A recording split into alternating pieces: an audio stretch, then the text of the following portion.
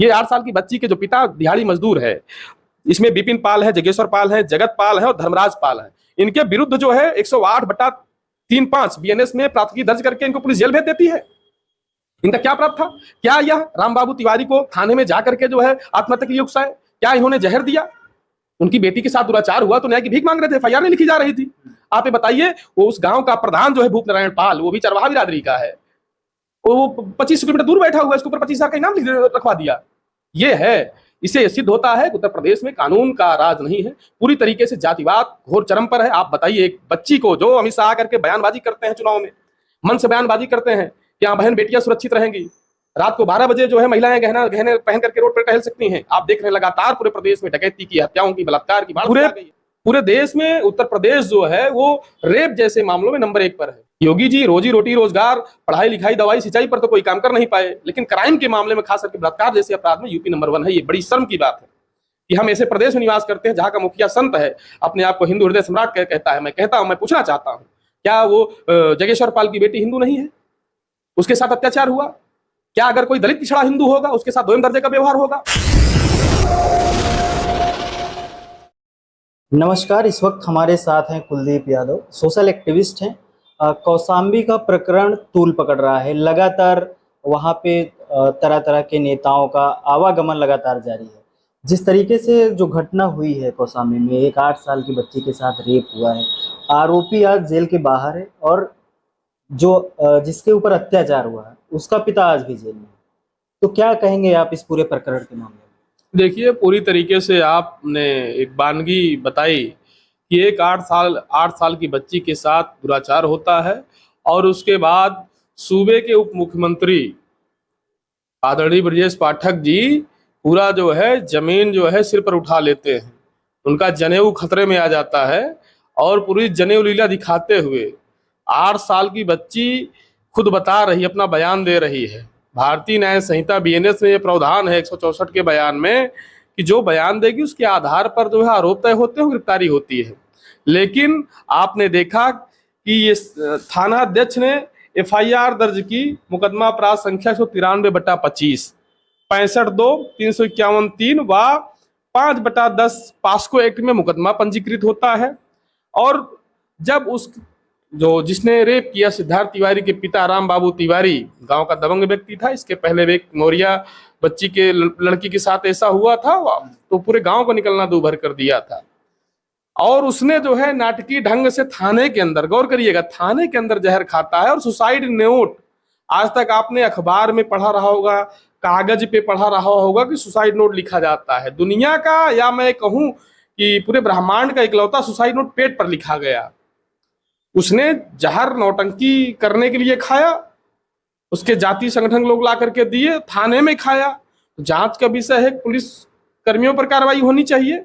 जो उसको उकसाने वाले लोग उसके जाति संगठन के लोग थे, ब्राह्मण महासभा के लोग थे, उनके ऊपर कार्रवाई होनी चाहिए थी। हुआ क्या कि आरोपी को तो जेल भेज दिया, पुलिस ने ईमानदारी से अपना काम किया, लेकिन ब्रजेश पाठक जी का जनेऊ खतरे में आ गया। चूंकि वो मानते हैं कि भारत में संविधान भले लागू है, भारत संविधान भले से चलता है, लेकिन इन्होंने संविधान के पैरेलल पूरी तरीके से मनुवाद को स्थापित करने का काम किया है। मनुवाद के तहत ही एक चरवाहा समाज की बच्ची, आप बताइए उस बच्ची का निर्दोष क्या होगा? अगर उससे पूछा जाए तो अपनी जाति और धर्म भी नहीं बता सकती है, एक 8 साल की बच्ची। लेकिन उसके साथ दुराचार करता है सिद्धार्थ तिवारी, उसको पुलिस जेल भेजती है। ब्रजेश पाठक पूरे थाने को सस्पेंड करवाते हैं, सैनी थाने को सस्पेंड करवाते हैं और उसके खिलाफ बीएनएस की आम धाराओं में एफआईआर को तरमीम करवाते हैं। जो पास्को एक्ट और 376 जैसे, या 65(2), 351(3) और 5/10 पास्को एक्ट में जो जघन्य अपराध की धाराएं हो लगी थी, उसको तरमीम करवा करके जो है वो 323, 500 जैसी धाराओं में जो है करवाते हैं, उसकी बेल करवाते हैं। पहली बात। दूसरी बात, आत्महत्या के लिए उसके रामबाबू तिवारी को आत्महत्या के उकसाने के प्रकरण में आप बताइए, थाने में जाकर के कोई आत्महत्या के लिए उकसाएगा? लोग लाज के भय से या दिखावे के लिए जो है नाटकीय ढंग से उसने जहर खा लिया, जहर थाने में खाया। अब आप ये बताइए, ये 8 साल की बच्ची के जो पिता दिहाड़ी मजदूर है, इसमें विपिन पाल है, जगेश्वर पाल है, जगत पाल है और धर्मराज पाल है। इनके विरुद्ध जो है 108/35 3-5 बीएनएस में प्राथमिकी दर्ज करके इनको पुलिस जेल भेज देती है। इनका क्या अपराध था?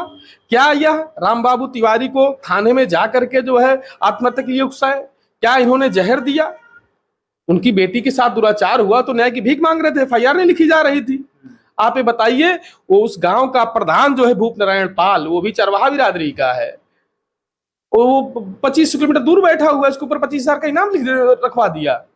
ये है, इससे यह सिद्ध होता है कि उत्तर प्रदेश में कानून का राज नहीं है, पूरी तरीके से जातिवाद घोर चरम पर है। आप बताइए, एक बच्ची को जो अमित शाह करके बयानबाजी करते हैं चुनाव में, मन से बयानबाजी करते हैं कि यहाँ बहन बेटियां सुरक्षित रहेंगी, रात को 12 बजे जो है महिलाएं गहने पहन करके रोड पर टहल सकती हैं। आप देख रहे हैं लगातार पूरे प्रदेश में डकैती की, हत्याओं की, बलात्कार की बाढ़ सी आ गई है। लेकिन ये मनु मीडिया के लोग, जिसको आप मिस्ट्री मीडिया कहते हैं, इसको मैं मनु मीडिया कहता हूं। आप बताओ, एक 8 साल की बच्ची अगर वो एक चरवाहे की बेटी ना होती, एक गड़रिया की बेटी ना होती, तो आज पूरे देश में जो है आंदोलन हो रहे होते। ये पूरी मीडिया ने पूरे तंत्र को सर पे उठा लिया। उसको सिद्धार्थ तिवारी, आप बताइए, बलात्कारी को कोर्ट तय करेगा कि ये तय करेंगे? और छोटी सी बच्ची को कोर्ट में पेश करते हैं सीजीएम के सामने और आर्गू करवाते हैं इंग्लिश में। 8 साल की बच्ची को कितना इंग्लिश आती है? आप बताइए। यह साबित करता है कि प्रदेश में गरीब गुरबा को न्याय मिलना मुश्किल ही नहीं, दूभर है। न्याय मिलना, उसके लिए आप बताइए, इतना जघन्य अपराध होने के बाद, अगर जो है प्राथमिकी दर्ज होने के बाद, जेल जाने के बाद अगर एफआईआर को सामान्य धाराओं में तरमीम कराया जा रहा है, तो इससे क्या साबित होता है? इसे यह साबित होता है योगी जी की सरकार में जिसकी लाठी उसकी भैंस, कानून नाम की कोई चीज नहीं है।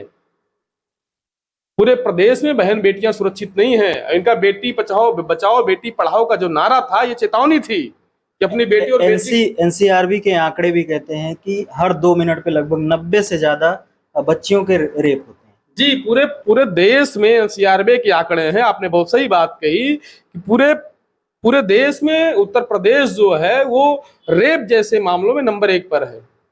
योगी जी रोजी रोटी, रोजगार, पढ़ाई लिखाई, दवाई, सिंचाई पर तो कोई काम कर नहीं पाए, लेकिन क्राइम के मामले में, खास करके बलात्कार जैसे अपराध में यूपी नंबर 1 है। ये बड़ी शर्म की बात है कि हम ऐसे प्रदेश में निवास करते हैं जहां का मुखिया संत है, अपने आप को हिंदू हृदय सम्राट कहता है। मैं पूछना चाहता हूं, क्या वो जगेश्वर पाल की बेटी हिंदू नहीं है? उसके साथ अत्याचार हुआ? क्या अगर कोई दलित पिछड़ा हिंदू होगा, उसके साथ 2 दर्जे का व्यवहार होगा? जो कुछ संगठन, हिंदूवादी जो संगठन है, वहाँ उसी गांव में तिवारी के यहाँ जाते हैं और पाल जी के यहाँ नहीं जाते। तो क्या लगता है, इस तरीके से तो यही हुआ कि वो हिंदू नहीं है, उसको हिंदू नहीं मानते। और बहुत सारे जो पार्टी के नेता हैं जो ओबीसी SC ST से भी रिलेट करते हैं, वो भी जाने का काम कर रहे हैं, तो उस गांव में तिवारी के यहाँ जा रहे हैं, पाल जी के यहाँ नहीं जा रहे हैं। देखिए, आप नेक्सस को समझिए, हम लोग इसको जनेऊ नेक्सस कहते हैं। वो जहां भी रहते हैं अपना काम बखूबी करते हैं। ये हम लोगों की जिम्मेदारी बनती है कि हम लोग अपना आंख, कान और दिमाग खोलें और सच्चाई को स्वीकार करें। आप ये बताइए, अखिल भारतीय ब्राह्मण महासभा हो, सवर्ण आर्मी हो, उसके तिवारी के यहाँ पहुंचती है, जबकि पुलिस के रिकॉर्ड में दर्ज है। बच्ची ने बयान दिया, आपने मीडिया पर बाइट भी देखी होगी, तमाम सारे पत्रकार साथी पहुंचे थे। बच्ची ने कहा, मैंने बयान नहीं बदला है, मेरा बयान ये है। और आप बताइए, और हमारे मुखिया को तो इस शर्म से डूब मरना चाहिए चुल्लू भर पानी में। वो बच्ची रामायण हो रहा था, रामचरितमानस का पाठ हो रहा था, वहां से लौटी थी, और ये सिद्धार्थ तिवारी ने पकड़ करके उस बच्ची के साथ बलात्कार किया, 8 साल की बच्ची के साथ। और वहां तमाम सारे जो हम लोगों को, अगर हम किसी गरीब के ऊपर, किसी वंचित के ऊपर अत्याचार होता है, अगर हम आवाज उठाते हैं तो कहते हैं जातिवाद करते हैं। आप बताइए, ब्रजेश पाठक जातिवादी है कि नहीं है? आप बताओ, मुख्यमंत्री योगी आदित्यनाथ जातिवादी है कि नहीं है? अगर ब्रजेश पाठक न होते तो वो सिद्धार्थ तिवारी आज जेल के अंदर होता और उसको भारतीय न्याय संहिता में प्रावधान था, उसको सजा होती। पास्को एक्ट में जो है उसके ऊपर एफआईआर दर्ज हुआ था, बलात्कार जैसे गंभीर धाराओं में प्राथमिकी दर्ज हुई, लेकिन उसको समान धाराओं में तरमीम करवाने का काम ब्रजेश पाठक ने किया। पुलिसकर्मियों को सस्पेंड करवाने का काम किया। अगर पुलिसकर्मी ईमानदारी से काम करता है, आपकी जाति बिरादरी का कोई, किसी ने हत्या कर दिया, किसी ने बलात्कार कर दिया, तो आप जो है उसको छुड़वा लोगे, पूरे थाने को सस्पेंड करवा दोगे, तो प्रदेश में अपराध पर कैसे लगाम लगेगी? यह साबित करता है कि मुख्यमंत्री ब्रजेश पाठक का डीएनए जो है बलात्कारियों से मिला हुआ है। वो डीएनए की बात बहुत करते हैं, आप जानते हैं कि नहीं? जी। तो वो बलात्कारियों के सपोर्ट में कठुआ से लेकर के कुलदीप सेंगर से लेकर के तमाम सारे जो है, अभी आप लोगों ने देखा इनके यहाँ तमाम सारे ऐसे लोग हैं, धाकड़ जैसे नेता हैं, ये बलात्कारियों के समर्थन में हमेशा रहे हैं। तिरंगा यात्रा तक तिरंगा कठुआ में आप लोगों ने देखा, एक बच्ची को, वहां भी मासूम बच्ची थी, उसका बलात्कार हुआ था, उन्होंने तिरंगा यात्रा निकाला था बलात्कारियों के समर्थन में। कर्नाटक के भी अभी एक घटना आई थी, उसमें जो रेपिस्ट था जेल से बाहर आने के बाद सामूहिक रूप से माल्यार्पण करके उसको रोड पे जुलूस ये इनका पुराना जो है इतिहास रहा है, इनका जो है अपराधियों का, अपराध का और जरायम का इनका बहुत चोली दामन का साथ रहा है। आप लोगों ने देखा होगा इसके पहले बिल्किस बानो के साथ गुजरात दंगे में क्या हुआ था, वो जेल से बाहर आया, उसके आरोपी आए गैंग रेप के, उनके साथ माला पहना करके उन्होंने स्वागत किया। आप बताइए, इनको शर्म से डूब मर जाना चाहिए। कोई आप ये बताइए, एक जब अल्पसंख्यक तबके के साथ आप करते हैं, बिल्किस बानो मुस्लिम थी, तब हमारे हिंदू समाज के लोग जो है, जो अपने आप को हिंदू कहते हैं, दलित हिंदू भी उसमें मैं मानता हूँ, जो कट्टर हिंदू बनने का काम करते हैं, तब इन्होंने तालियां पीटी या अंदर अंदर खुश हुए। लेकिन आज जब उस 60 साल की बच्ची के साथ ये दुराचार होता है, कुलदीप सेंगर जैसे लोग उस 60 साल मौर्य समाज की बेटी के साथ करते हैं, हाथरस का कांड होता है, ये दलित पिछड़े हिंदू नहीं है क्या? भाजपा और आरएसएस में जो लोग दलित पिछड़े हिंदू समाज के लोग हैं, उनका जमीर मर गया है। एसपी सिंह बघेल जो पालों का नेता होने का दावा करते हैं और पूरे समाज की वोट को ले जाकर के बीजेपी को बेचते हैं, आज मैं पूछना चाहता हूं, एसपी सिंह बघेल कहां है? एसपी सिंह बघेल केवल भाजपा के लिए भाड़े के टट्टू का काम करते हैं, केवल वोटों की दलाली करेंगे। जब उनके समाज की बहन बहू बेटियों के ऊपर अत्याचार होगा, उनकी इज्जत और इस्मत के साथ खिलवाड़ होगा, तब आपका मुंह बंद रहेगा। केवल मलाई काटने के लिए आप हैं, समाज को वोट बेच करके। आप क्यों नहीं गए? आप कौशाम्बी सैनी गांव में जाना चाहिए, लंबोदा गांव में, वहां जाकर के पीड़ित परिवार से मिलना चाहिए, उनका पक्ष रखना चाहिए। अगर ब्रजेश पाठक जैसे लोग अगर खुल करके बलात्कारी के समर्थन में आ सकते हैं, तो एसपी सिंह बघेल की क्या मजबूरी है? एसपी सिंह बघेल केंद्रीय मंत्री हैं, सेंट्रल गवर्नमेंट में मिनिस्टर हैं, वो क्यों नहीं जाते हैं उस पीड़ित परिवार से मिलने? ये सवाल उठना लाजमी है। यह वहां न पहुंचना इन लोगों को दर्शाता है कि ये लोग अंदर से बिके हुए लोग हैं, इनका जमीर मरा हुआ है, इनका समाज से कोई वास्ता नहीं है, इनका गरीब से कोई वास्ता नहीं है।